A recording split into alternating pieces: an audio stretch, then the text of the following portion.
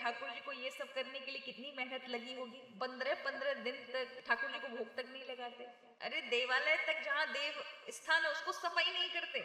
जब घर में स्वयं प्रभु बैठे हैं, उनके पास 5 मिनट का टाइम नहीं, वही घर वृंदावन स्थान बन जाए। इसीलिए तो भगवान का ये अर्चा विग्रह है। भगवान ने कलयुग में जो अवतार लिया है, आपके ठाकुर तो आपके अनुसार चलते हैं। यहाँ अपने ठाकुर तुम 1 बजे पवारे, तुमने रात को 12 बजे सुलाया तो 12 बजे, कोई तुम्हारा टाइम टेबल नहीं, तुम्हारे अनुसार ठाकुर जी हो गए। पहुंच गए हमारा जगन्नाथपुरी, जो तुम पहुंच गए पंडरीनाथ, जो तुम पहुंच गए द्वारिकाधीश। तो अर्चा जो विग्रह है, ये कलयुग में भगवान ने अपने भक्तों के लिए बनाया, जिससे सब लोगों के लिए मैं सुलभ हो जाऊं। अर्चा विग्रह माने लड्डू गोपाल जी, राधा कृष्ण जी, किसी न किसी राम जी का रूप है। हमारे यहाँ तो ठाकुर जी की मुरली में फूल भी गिर जाए तो लोग 56 भोग लगा दें। हमारे क्यों लगाते हैं? अरे ठाकुर जी को ये सब करने के लिए कितनी मेहनत लगी होगी। भाव की बात है। हमारे यहाँ तो महाराज 15-15 दिन तक कई लोगों को देखते हैं ठाकुर जी को भोग तक नहीं लगाते।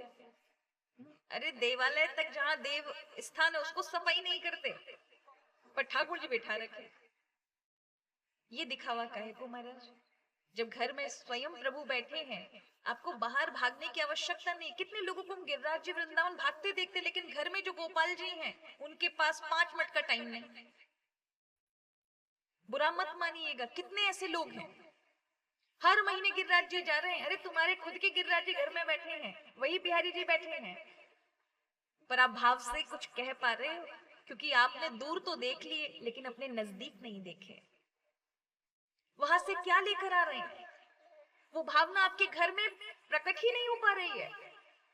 क्या आपके हृदय में ये कहे मेरे बिहारी जी तो यहाँ घर में, वो बिहारी जी बोले चल अब बिहारी जी, चल अब गिरिराज जी, वही घर वृंदावन स्थान बन जाए। आपको वहां जो आनंद आता वो घर में आए। तो ये समझिए, इसीलिए तो भगवान का ये अर्चा विग्रह है। भगवान ने कलयुग में जो अवतार लिया है वो अवतार अर्चा विग्रह है। भगवान जितने सरल आपको घर में हो सकते हैं, उतने सरल अन्य मंदिरों और देवस्थानों में नहीं हो सकते।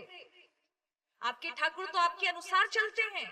वहां राजभोग अगर 12 बजे है तो आप 1 बजे पहुंचोगे तो आपको दर्शन नहीं होंगे, पट बंद। यहाँ अपने ठाकुर तुम 1 बजे पवारे, 12 बजे पवारे, सब तुम्हारे हाथों में है। और तुम्हारे ठाकुर तुम्हारे अनुसार विचारे। तुमने रात को 12 बजे सुलाया तो 12 बजे, तुमने सुलाया हो हमारा 1 बजे, ठाकुर जी 1 बजे, कभी सुलाया हो 8 बजे, कोई तुम्हारा टाइम टेबल नहीं, पर तुम्हारे अनुसार ठाकुर जी हो गए। इतनी सरलता कहीं मिलेगी? इसलिए तो भगवान के अर्चा विग्रह हैं, जिनसे आप सरलता से जुड़ सकें, जिनकी सेवा चर्या आप अपने अनुसार कर सकें। वहां आपके अनुसार नहीं चलेगा। आप सोचे कि हम अब जाएं तो अब मिल जाएंगे, नहीं, वहां की व्यवस्था अलग है। और जो तुम पहुंच गए हमारा जगन्नाथपुरी, जो तुम पहुंच गए पंडरीनाथ, जो तुम पहुंच गए द्वारिकाधीश, तो तुम्हारे लिए 4 दिन के लिए तो ठाकुर जी के दर्शन है, फिर उसके बाद क्या है? और जो पहुंच गए तिरुपति बालाजी, तो 12-12 घंटा लोग लाइन में लगते हैं। 12 घंटा धक्का मुक्की खा करके, पैरों पे खड़े होकर के, और कितने मिनट का दर्शन होता है? 1 सेकंड। 1 सेकंड में कितना जोर का धक्का पड़ता है? 12 घंटे खड़े हुए और 1 सेकंड भी तिरुपति देव जी को, तिरुपति भगवान को निहारा तक नहीं, तब तक तो जोर का धक्का देके बाहर। है नहीं दुर्लभ? आपको सुलभ लग रहा है? और तुम्हारे ठाकुर के पास हमारा टाइम ही टाइम है, समय ही समय है हमारे भगवान के पास, पर हमारे पास समय नहीं। हम तो बहुत व्यस्त हैं। तो अर्चा जो विग्रह है, ये कलयुग में भगवान ने अपने भक्तों के लिए बनाया, जिससे सब लोगों के लिए मैं सुलभ हो जाऊं। अब आपके घर में यदि अर्चा विग्रह है, अर्चा विग्रह माने लड्डू गोपाल जी, राधा कृष्ण जी, किसी न किसी राम जी का रूप है, इसका अर्थ है आपके घर में अर्चा विग्रह है। स्वयं भगवान ने आपको चुना है, पर मंदमती लोग उस कृपा को समझ नहीं पाते, बहुत दूर दूर तक भागेंगे।